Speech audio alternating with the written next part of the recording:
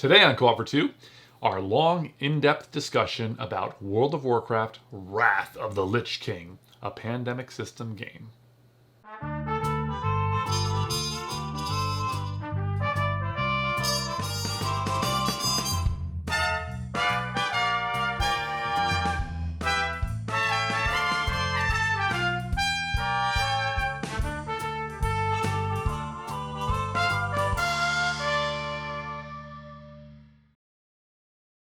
You are watching Co-op for Two. I'm Jesse. I'm here with Greg. Thanks for having me on your channel. It's great having you here.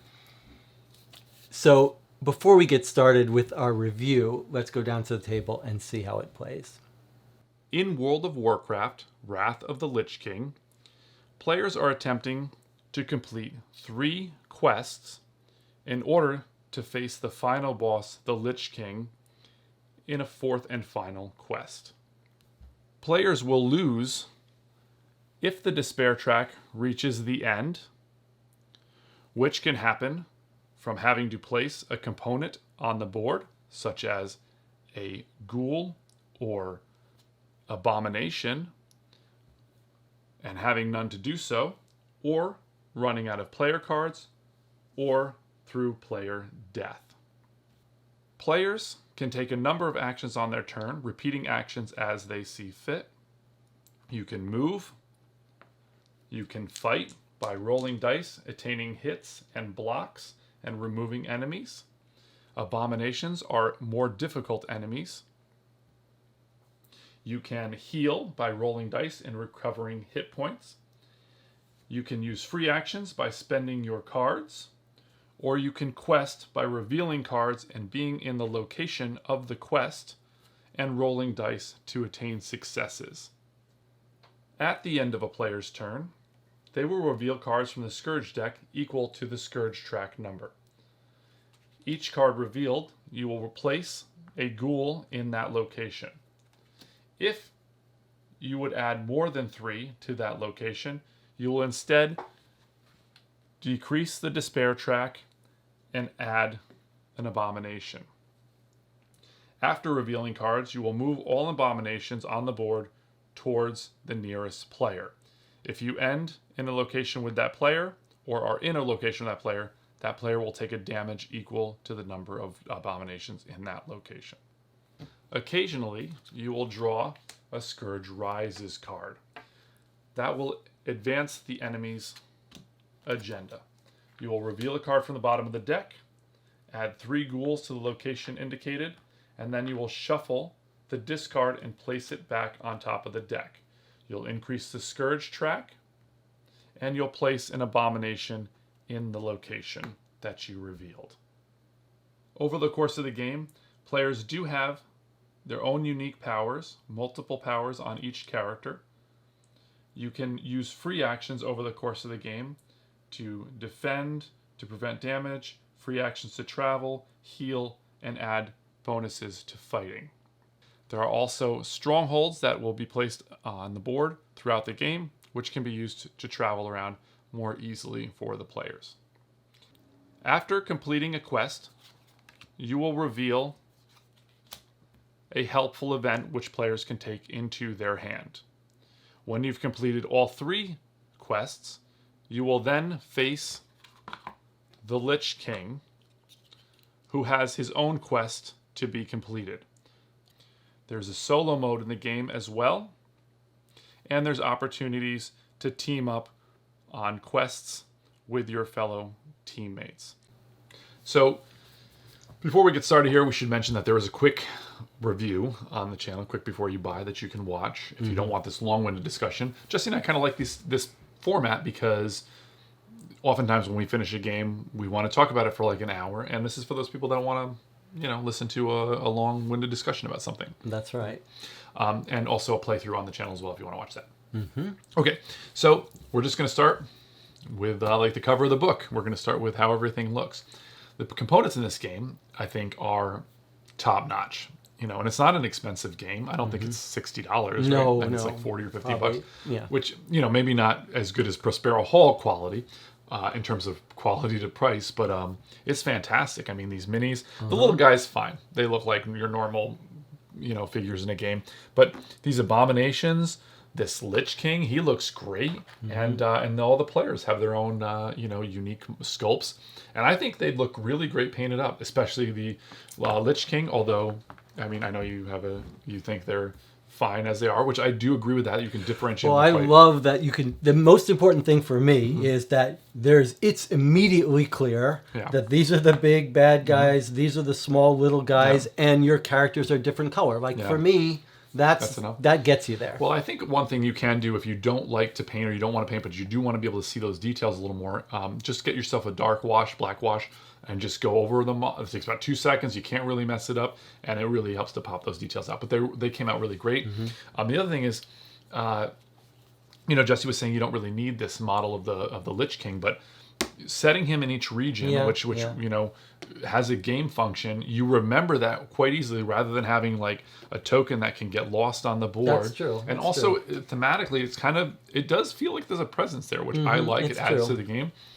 This as well, which sometimes it's a little annoying that it's blocking. Sometimes it can make it a little difficult if you're playing multiplayer, like more than 2 players. I think it might be a little more difficult, but I like it. It really adds to the flair and the theme of the game for me. It also serves as a function to show.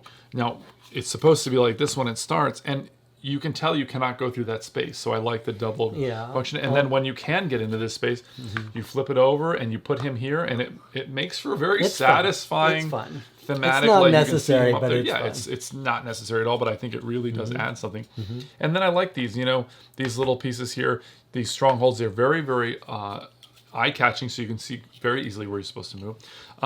The art of the game is very, very nice. It's very high contrast, which is what I like, both because it's functionally useful, as well as I like a very colorful board personally.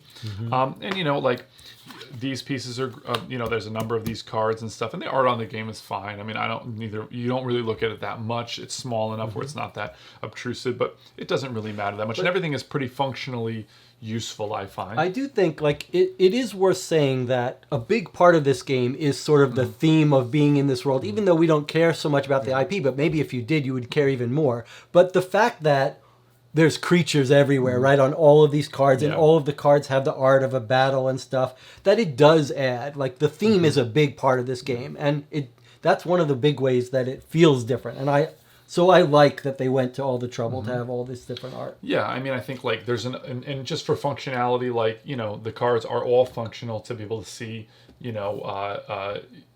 they're useful. I think the flow, like everything is this is the only part. Maybe the flow here is sometimes a little confusing, but I think for the user interface version, it's quite easy to see. And as a pandemic system game, and we'll get more into that discussion, like.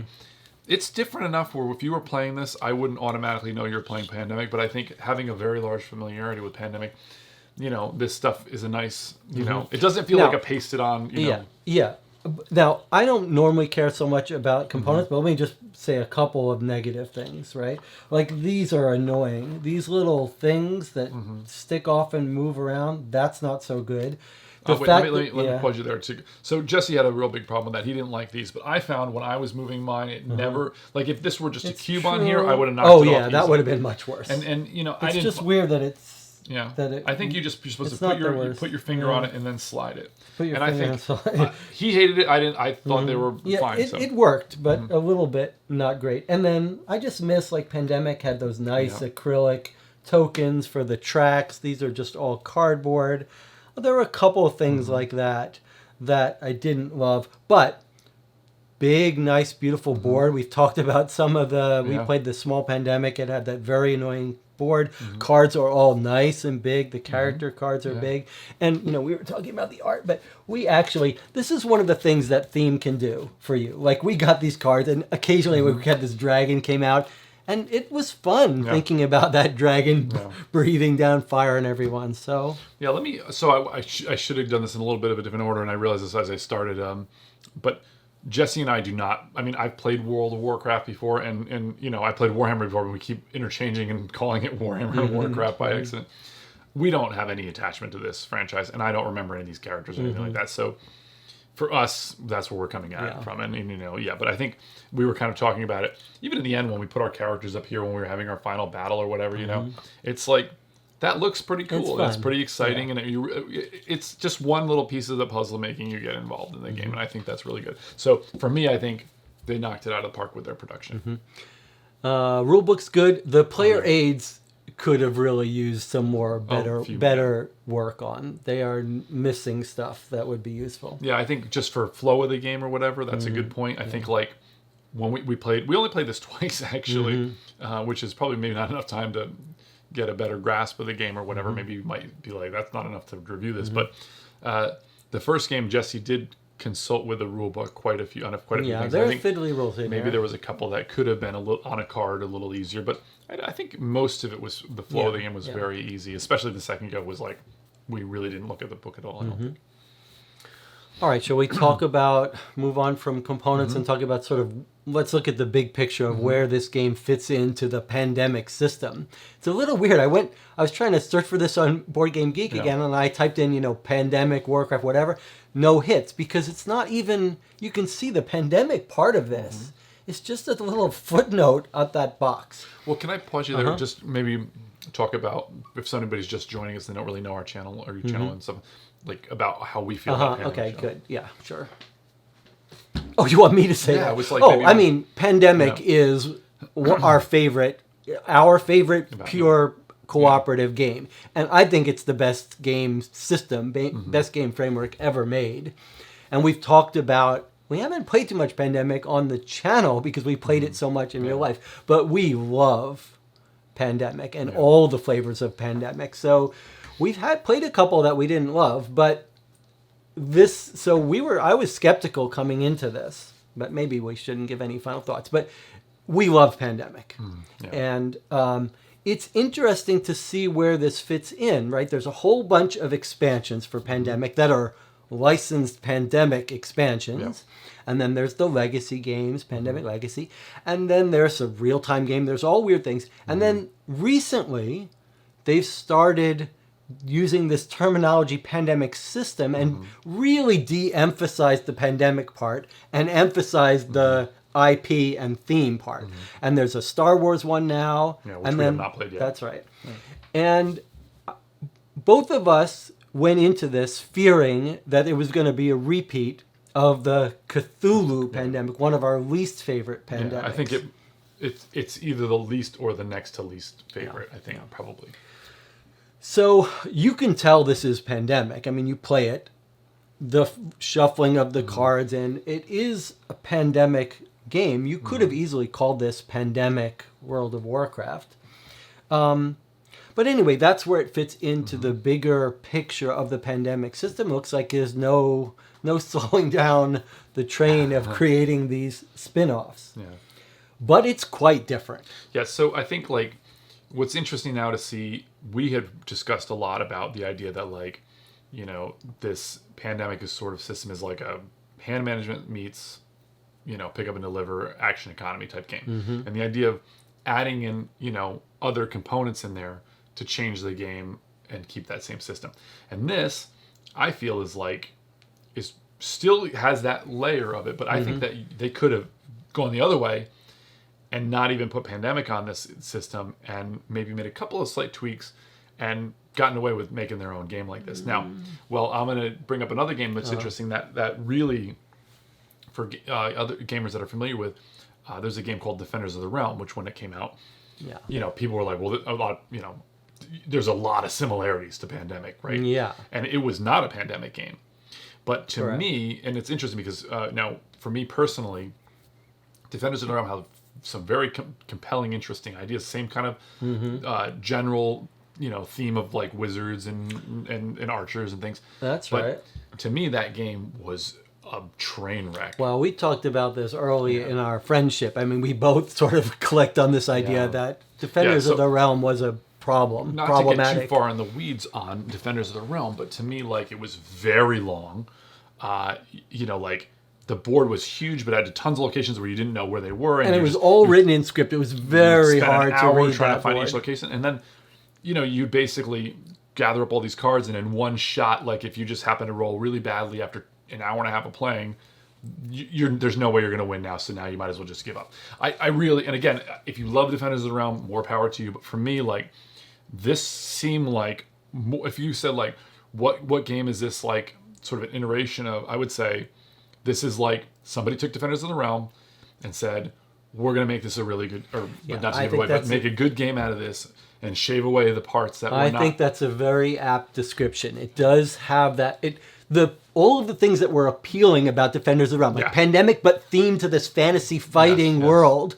This feels like it took all of that, cleaned it up, as you say, cleaned all the rough edges off, made it a little more elegant, made it less luck. This does feel like a natural progression. That was a Richard Launius design, and he was famous for coming up with Arkham Horror, or rather doing the second edition of Arkham Horror, which was one of the most influential games ever made in board gaming, for sure. You can't argue with that. So there are people that are huge fans of Richard Launius, and more power to you if you enjoy that. But I think he's kind of like puts so much stuff in the bucket, right? He just keeps adding things when, I think it gets games can be a little bloated or a little, I like a little tighter ship. Well, I think that's a good way to describe it, because sort of some people come down, they want lots of luck and they don't care that they want that exciting thing. Yeah. We need a little more pure strategy, less luck. And we'll come back to that, because that's one of the things they obviously know what they're doing here. Okay. Oh, can I just mention this, because it ties to the board too? Like, I did not find it difficult to find locations. They do point out where it is on the map on this picture, but also there's not as many. There's a very manageable amount of locations, and they are kind of divided, into only 3 colors. So, like, I feel like there's not, we didn't have much trouble finding. Yeah, I mean, all the names are weird, but there's lots of clean white space. Everything is very easy to read. The things show, compared to the other game. Absolutely.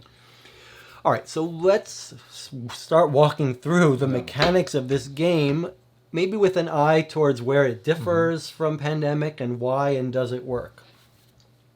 So let's think about maybe the winning and losing of the game, the basic objectives, because that's one of the biggest ways that it really differs from core Pandemic. Core Pandemic, you're collecting cards, trading them into cure a disease.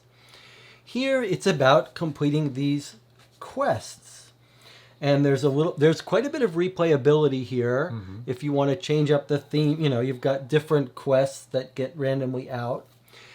One thing that's interesting about the quests that is a pattern you've seen in these Pandemic expansions and spin-offs and their connection with the legacy games. Oh, yeah, you see the mechanics go in both directions. They go from the expansions, make their way into legacy, and then legacy into expansions. And here we see that ladder. These quests are basically how... Yeah. Well, don't give away any spoilers. Well, okay, but it was a key mechanic of... Instead of curing, having to do these quests, and they're very different, by the way. But it is a similar.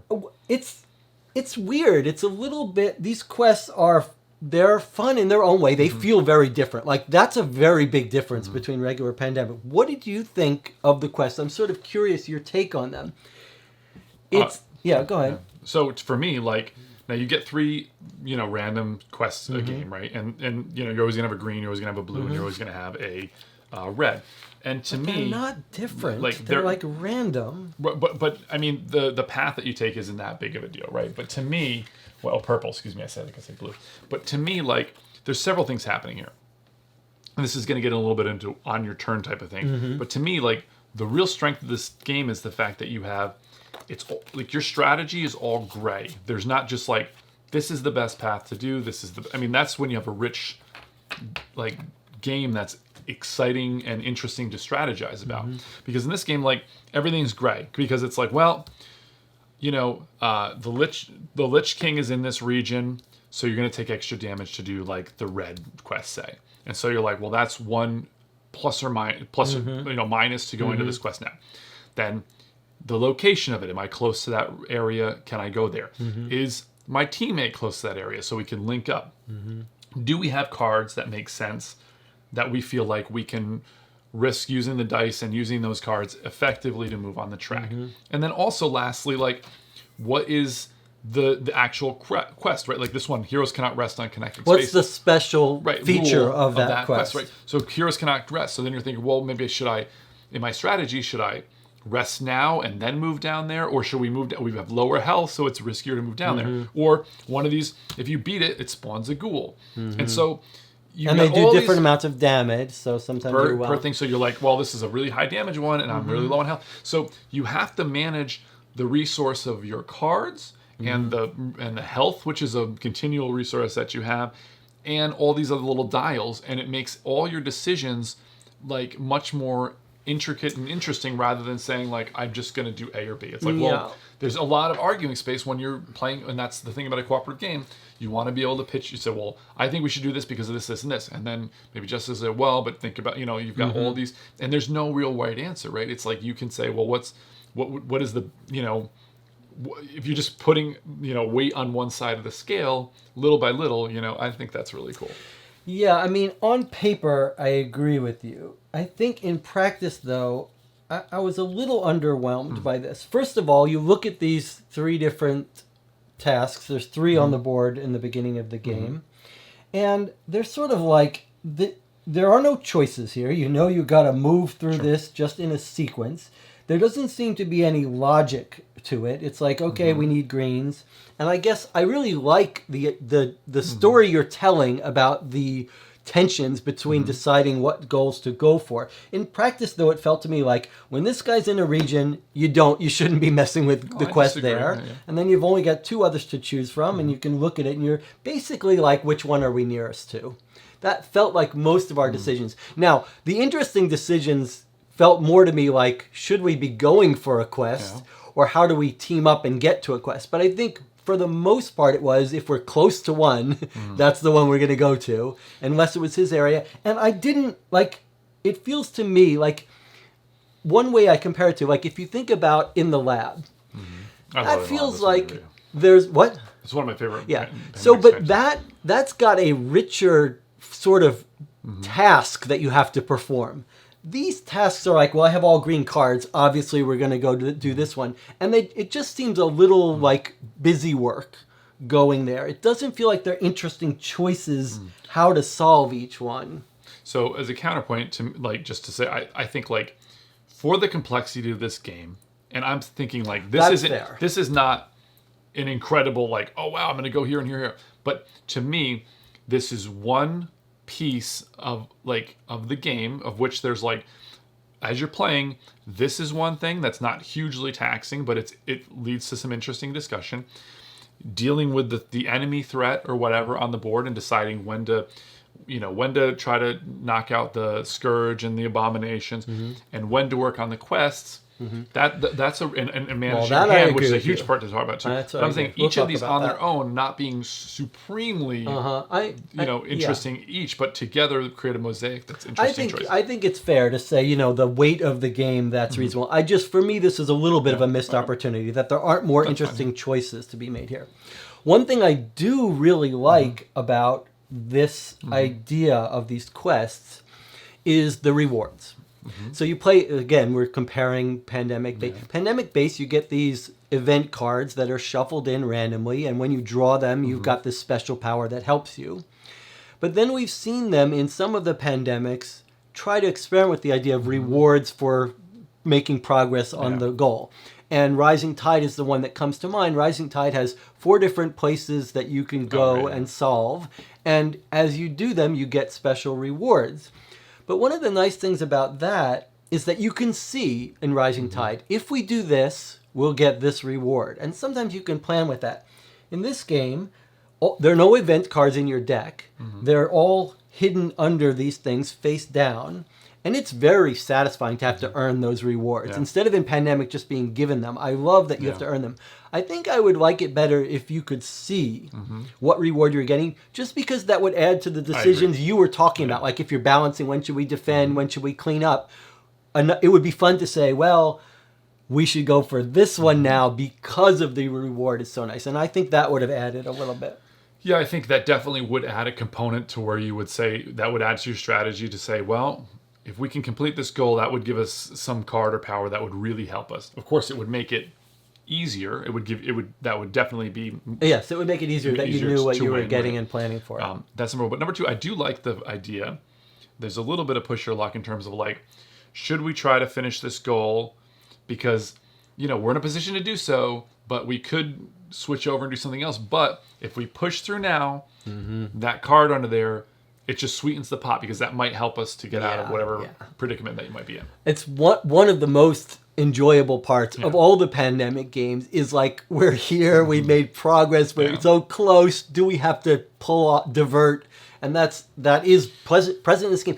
And in fact, in our second game, like after our first game, I was a little bit lukewarm. The second game, I really felt like we had, if you watch our playthrough, some real moments where we were really torn about when to change course and when to switch from one mode into another.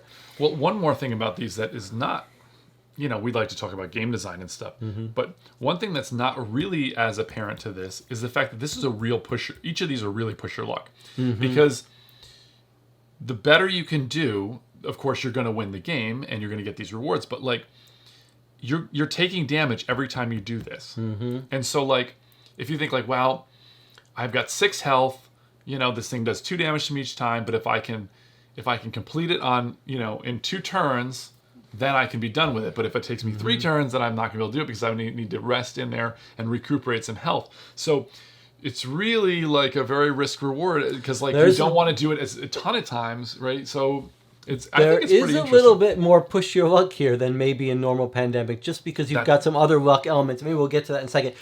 That's a real under the hood thing, though. To me, like that's a very clever thing because they could just make this whatever. You have to do this task, but the fact that there's a price to do it every time ties into a very real economy of your health, which is like a resource that you have that you don't really like. You think about in a normal game, like you're like, oh, the monster did this much damage to me, but this is like a resource. If this had been oil and this was like distances to go in a car, you're thinking about it would be completely different. And it's I think that's a really neat thing that your health is such an important resource.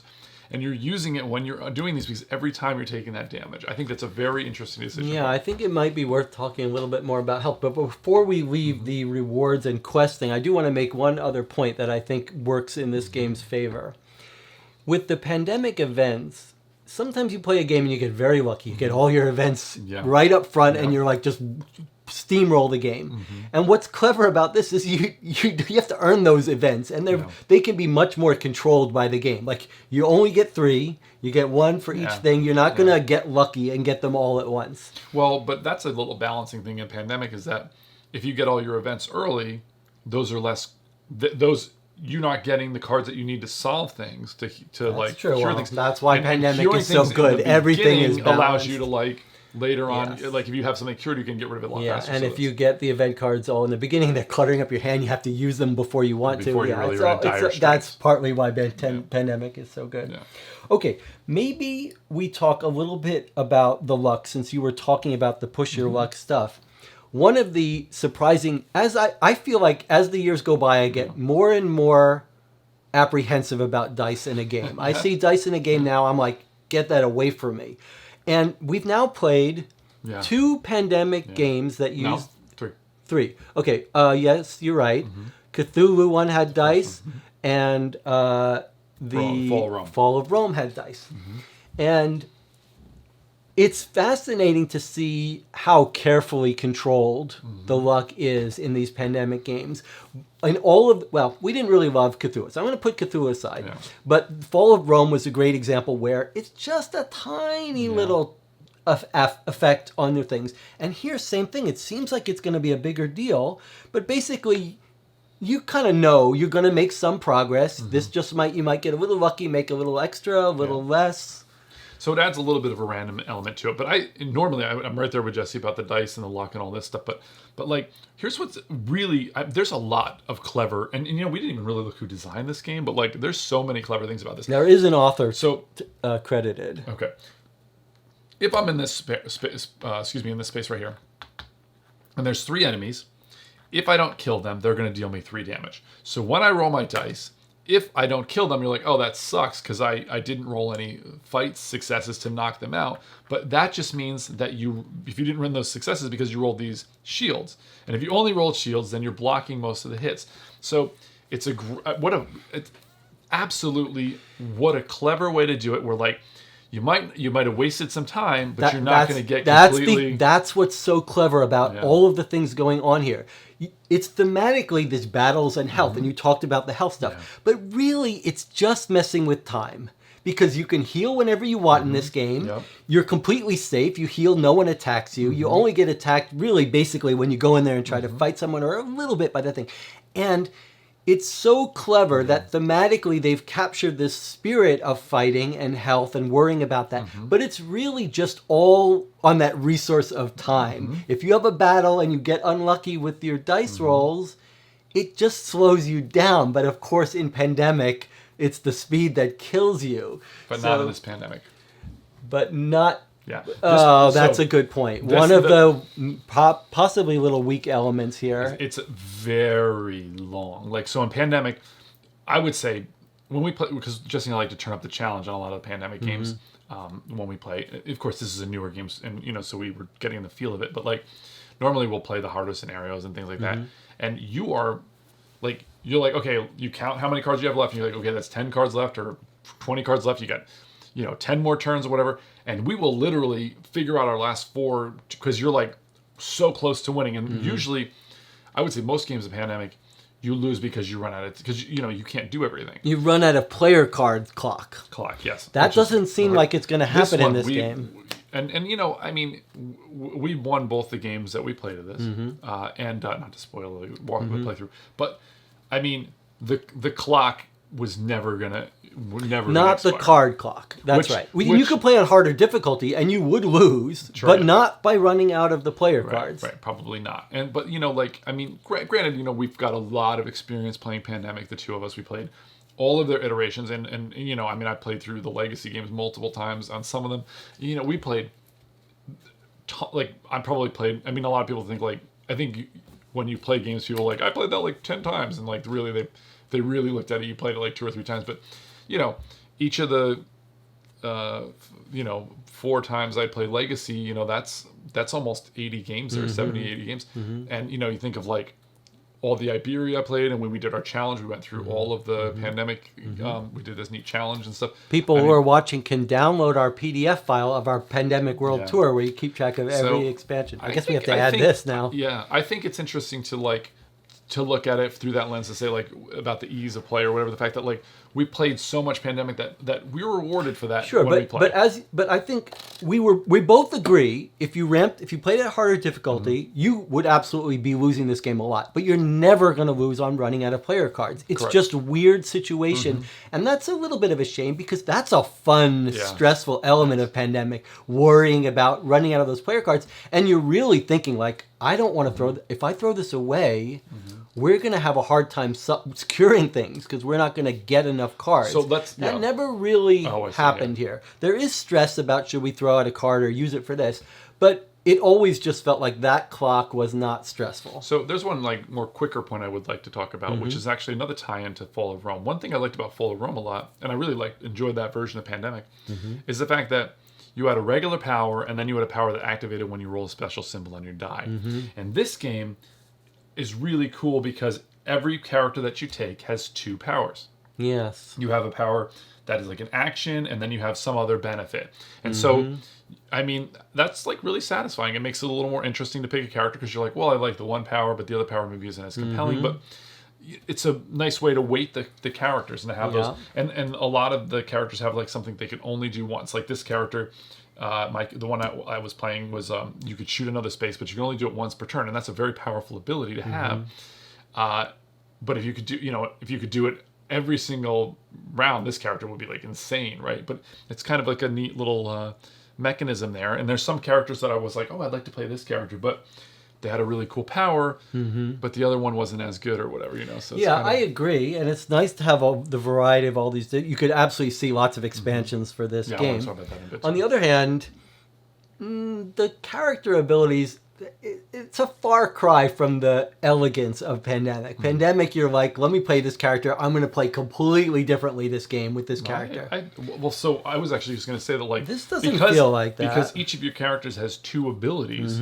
That means when you that you could probably, like, we play people, our 2 characters that we played with, they didn't really have any synergy. But, like, because everybody has multiple powers, you could find an interesting synergy, maybe between but I'm just saying, like, Pandemic feels like you're basically playing a new game when you take a different character to me. Like, you take the medic, you're changing everything. You take the travel guy, you're all about traveling. This just felt like little tweaks to the characters. Yeah, I don't know. I mean, we didn't play enough of that aspect of it to do.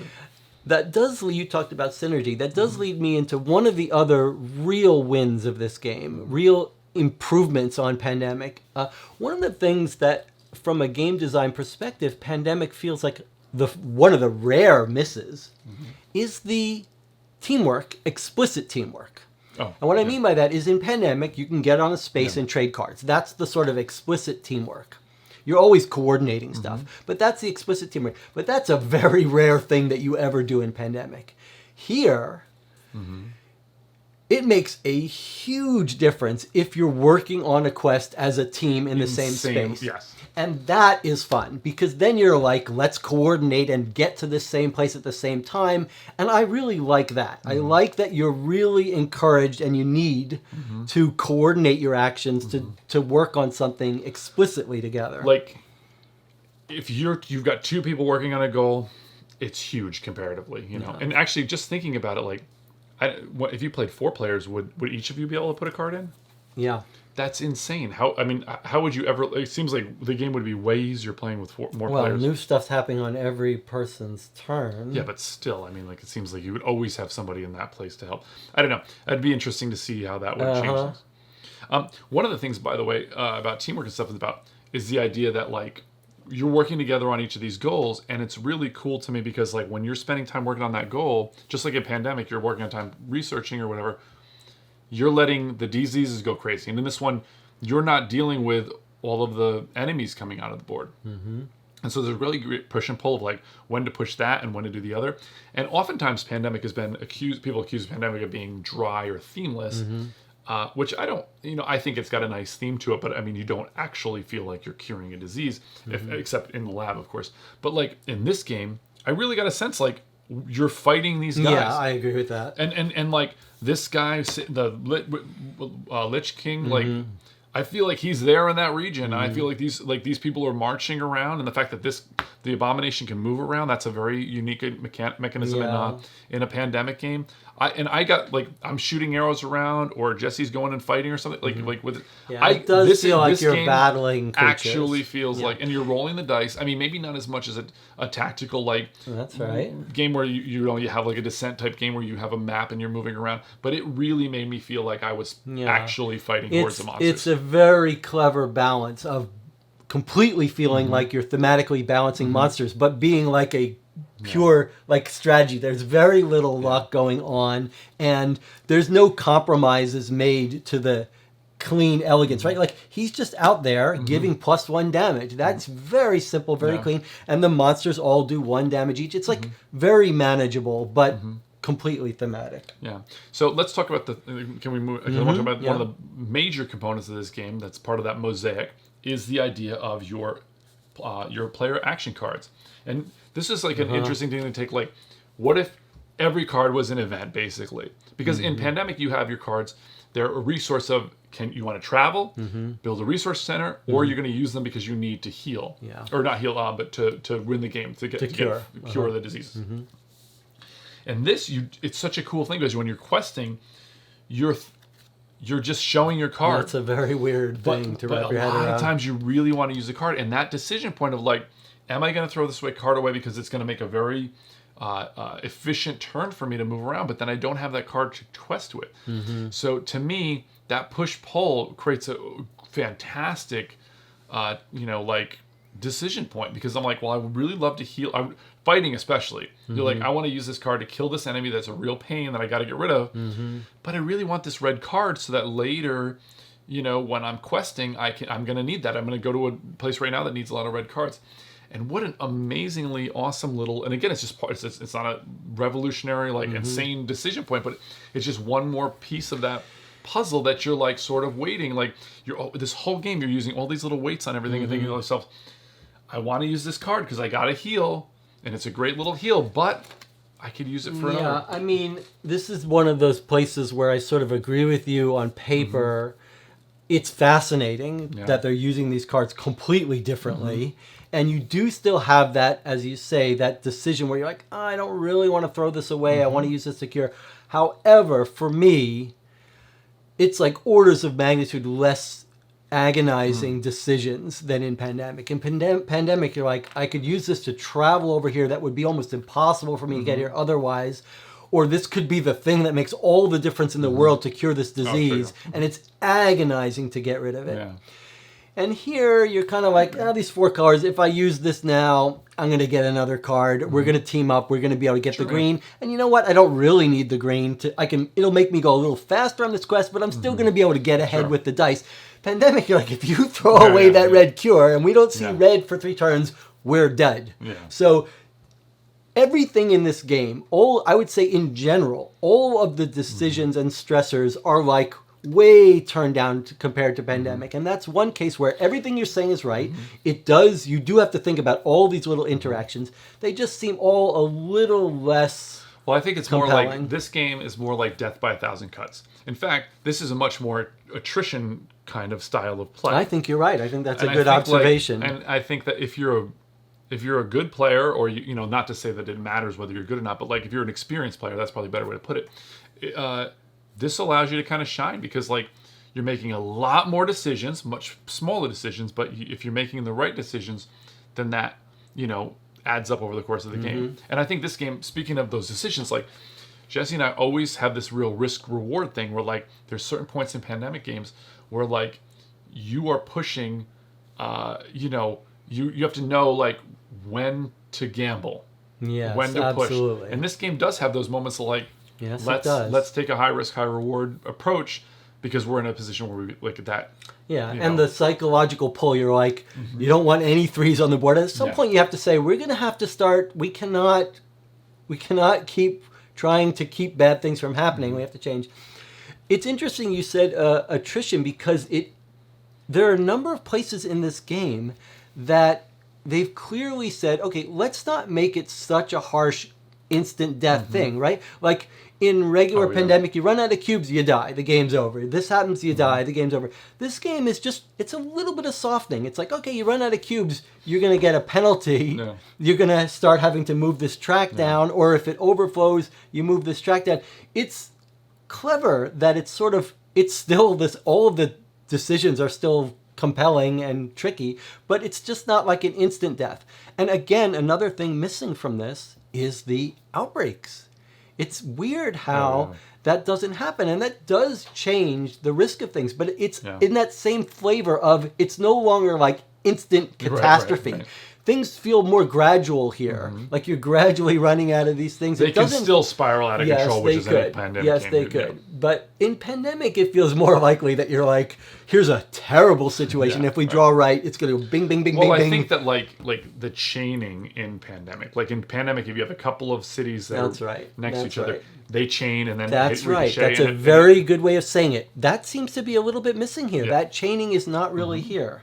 I mean, when you have, instead of putting more and more people out, it's just different. It's just a different thing. You put out it's different, but it doesn't chain. Correct. Putting an abomination doesn't stop another abomination coming. Right. So it has that flavor of not ratcheting up with feedback the way Pandemic does. Yeah, that's... Now, you mentioned expansions. And to me, like, I this has got a lot of life in it. I want to try the other characters. But I would love to see, you know, like, and that's one thing that I thought was kind of cool about Defenders of the Realm, which one of the benefits of it is that there were like 4 generals, and each of them were a different color and a different kind of creature. And it would be kind of cool to see, like, if you got an expansion, it was like just all the plastic was new, and it was like some different wasn't like the Lich. It was some other monster or something, or maybe he had some lieutenant that was on the board that adds something else. Like there's so many ways they could go with that, and even just or more interesting quests, or just swapping these abominations out and putting a different monster in that did something different, or just giving you new characters or whatever. I mean, I would love to see, like this to me could be expanded, like with some small and bigger box ones, or just taking this same kind of game and giving us another location in the Warcraft world that's like the desert, and it's very similar, but yet there are some differences that can, and maybe you can combine them, whatever. But it seems like a very rich area to make a different. I absolutely can see expansions that change, how the abominations work. That wouldn't add complexity. Just a different monster. Tricks. But now you did mention something that I think is maybe my last sort of con for this when comparing it to Pandemic. For me, probably the most special thing about Pandemic that I love is the spatial puzzle about how hard it is to get from one place to another. And both of our favorite Pandemics is Iberia. Yeah. And one of the reasons is you're sort of building routes. Building railroad. Right. And in Pandemic, you're very carefully building those research stations to let you hop around more efficiently. And one of the small misses here for this game is it's a smaller set of places, but it's also sort of easier to move around. You get these travel cards that let you go for. They've gotten away with the idea of building research stations. They come out randomly. You couldn't get them both in the beginning of the game or both in the game. And I miss that more of a meaty puzzle of figuring out how to efficiently move around. In Pandemic, you're like, it's going to take me ages to get over there. Do I throw away a card? This one feels like, we could get over there if we need to. I will also mention that there's kind of a neat rule in this where you set up the whole board and then you pick your role, which is kind of a cool thing. Now in regular, and this is actually a ding for me because I like that rule, but in regular Pandemic, you look and say, okay, there's like 4 cities right next to each other. I'm going to take the quarantine specialist, sit in the middle, and and lock that down. In this game, like, we just picked the character we wanted. I didn't see the board set up in a way where you thought, like... It's hard to see what board would change you. But this gets back to my thing about the characters not being so different that they would bring you to do different strategies. That is actually a good point. Now, in this game, regular Pandemic, you would... In the other Pandemics, I think you randomly get assigned a role or whatever. And Jess and I usually kind of do a house rule where you take 2 and pick one of them. But...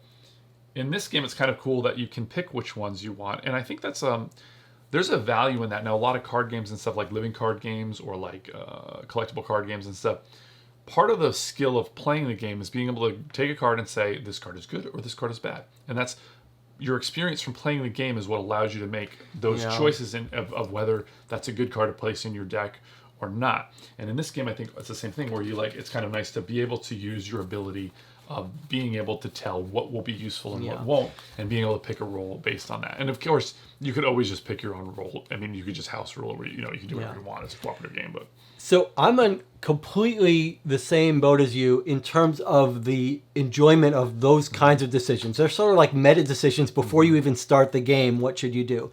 But I think we're probably in pretty much agreement though that that's here on paper, but it's really not interesting decision here.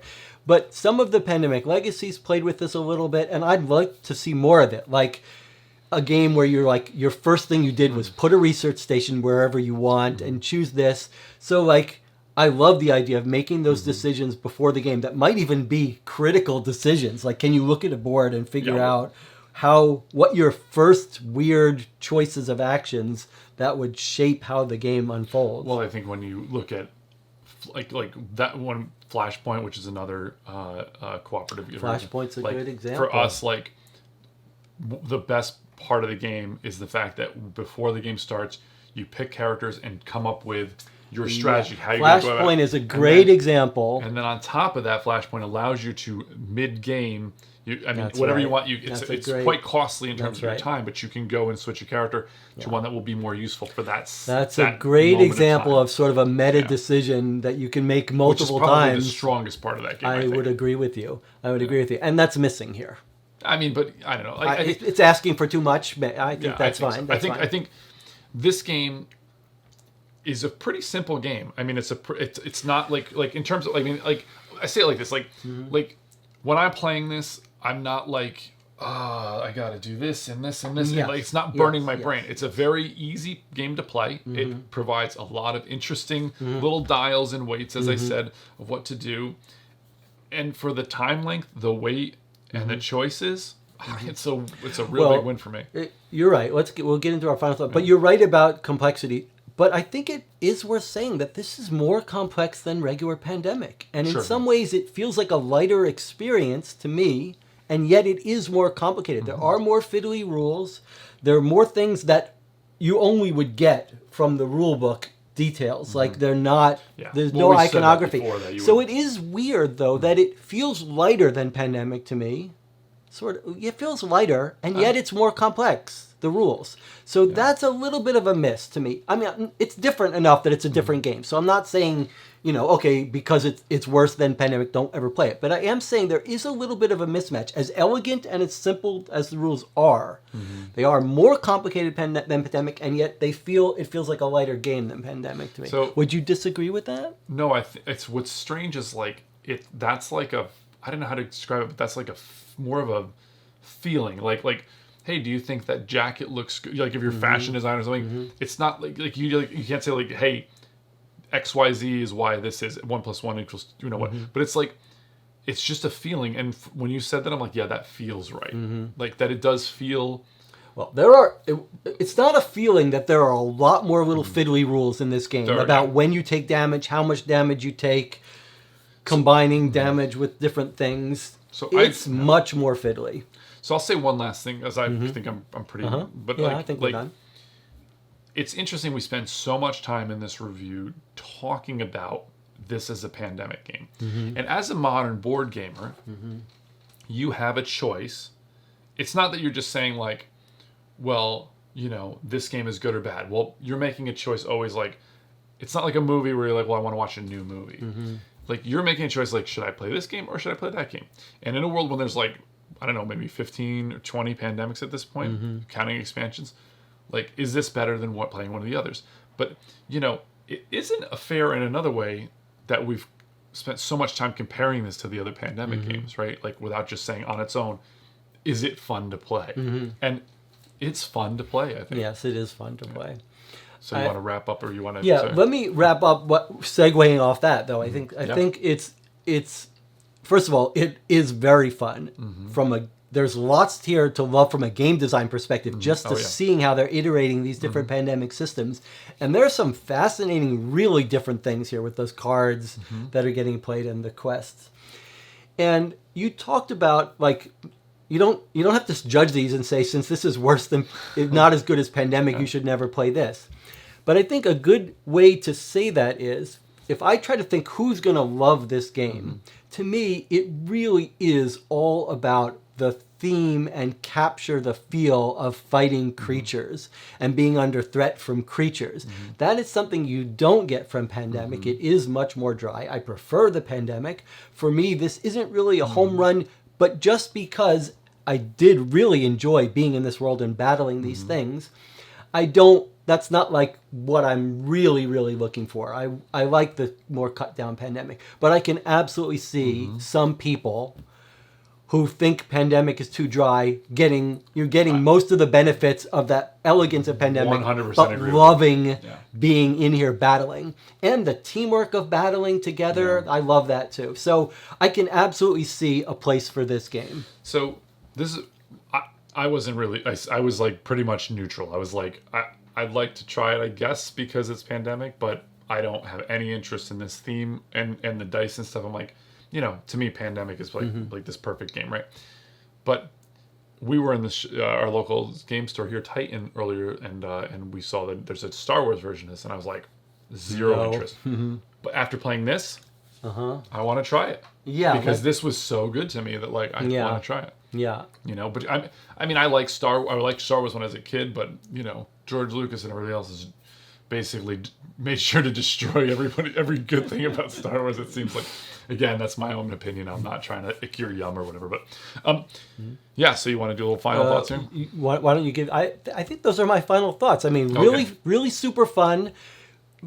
the key take home for me is that it really captures this theme of battling and interacting with creatures. And if that's your jam, if that's what you're looking for, it's got that and super elegant strategic gameplay, which is something you miss in most of these games that try to give you this adventure game. It is a strategy game. And that they got so much theme in a real, pure, clean, elegant strategy game with low luck is a huge achievement. And so I like it. It's not going to replace Pandemic. I'm not going to play this 100 times like I would play Pandemic. It doesn't have that much appeal to me. But so for me, like, I love Pandemic as well.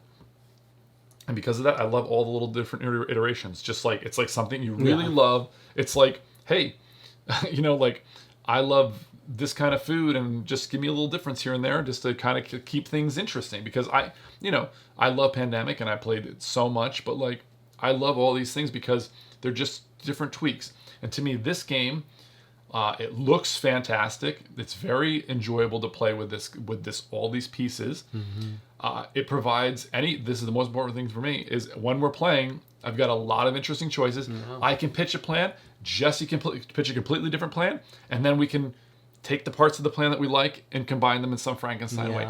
Like, so to me, there's tons of replayability here. I think it's a great game, and honestly, I was surprised. I was proven wrong. I really thought I was just going to be ambivalent or whatever. So to me, I think it was a great achievement, and I agree that, like, you know, families and maybe like gamers that are more into maybe war games and stuff that want maybe more of that feel. They don't, you know, they're like, I don't want to play in a farming game or something. You know, those people are going to be more into this. You know, I think this is a much better game when people like talk about Lords of Waterdeep, which I don't personally care for because it had that D&D theme in it. This, I think, is a better vehicle for that. So I don't, to get that type of gamer into this or whatever. But yeah, so final number here. I don't know. I think I'm going to surprise you with my... Okay. So for me, this is a little tough because I really enjoyed it, but it's hard for me to... If I was looking at all the Pandemics and deciding which one I wanted to play, this would be fairly low down the list. So I'm going to give it a 7. 7? Wow, that's 9. I thought it was fantastic. Love it. That's wonderful. Sometimes you surprise me which games you love. I mean, I love, like, we should do a video on like our rankings or whatever. But like this game is, I think it's awesome. I would love to play this again. I'll absolutely play it again, and we would both love to see expansions for this. I mean, surely this is one of the best looking Pandemics. Yes, I would agree with that. Although I want a bigger space, but I would say this: if Pandemic didn't exist, I would love this. Oh yeah, for sure. And you made the great point. We play a lot of cooperative games. It's rare that we get those wonderful moments where we really sit down and you propose something, I propose something, compromise, and you watch our playthrough. We had a bunch of those in our playthrough, and those are fantastic. So if you just objectively looked at that without comparing real Pandemic, that would be like a 9. That's exactly what you want from a board game, and we got it in spades here. It's just that I can't help but look behind and see there's the game I like more of it. Well, I think for me, like, what keeps it being in the 10 is the fact that, you know, we are missing that, like, that dire moment of, like, you know, really sweating and thinking we have to do exactly this. This is and somebody finds a Hail Mary that's like, no, this is how we can win, like, and pulls, you know, victory from defeat or whatever. And so this kind of, is missing that. But other than, like I said, I love it. Let me just add one more thing. Yep. You said something that I think is great to say. If you're a fan of Pandemic and game design, like, you should play this. Oh, for this sure. is not like Hot Zone where you're like, they just stripped it down to some crap. There are really interesting new stuff. There's new stuff here that is fascinating. So if you really like Pandemic, you owe it to yourself to try the new stuff. Yeah, this is one thing I love about modern board gaming is, like, we played Endangered, and, like, it's just a hodgepodge of all these interesting mechanics, like, just the real Frankenstein games now, where it's just like, it's not like, this is a pick up and deliver, this is a deck building. Like, every game now that comes out seems to be like, it's 6 different things in one, and it's picking those pieces out. So, and it's just, how does that taste together? You know, it's like, I love tomatoes, I love cheese, you know, what kind of, you know what I mean? Like, I love, just, so it's like taking these different ingredients that you like, and does that taste good? Sometimes it does, sometimes it doesn't. It's interesting that Matt Leacock was not involved in the design of this. He's the original designer, but this is Alexander Ortloff, Justin Kempmanen, and Michael Sanfilippo. Yeah, that sounds familiar. I think that sounds whatever. Maybe we'll get a little thing down there that'll tell us what else they've done.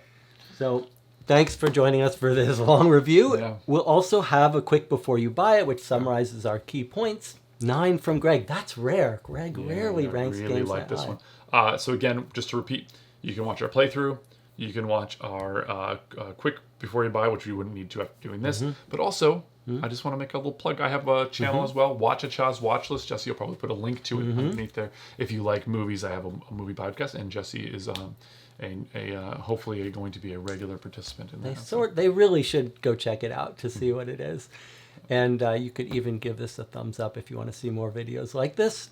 And we'll see you on the next one.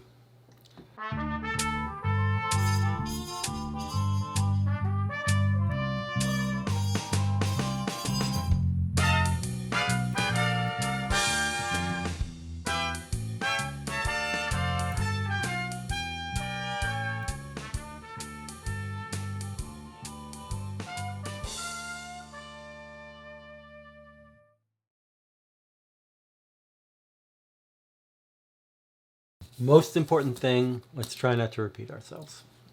Which I'm terrible at. We're both not great at.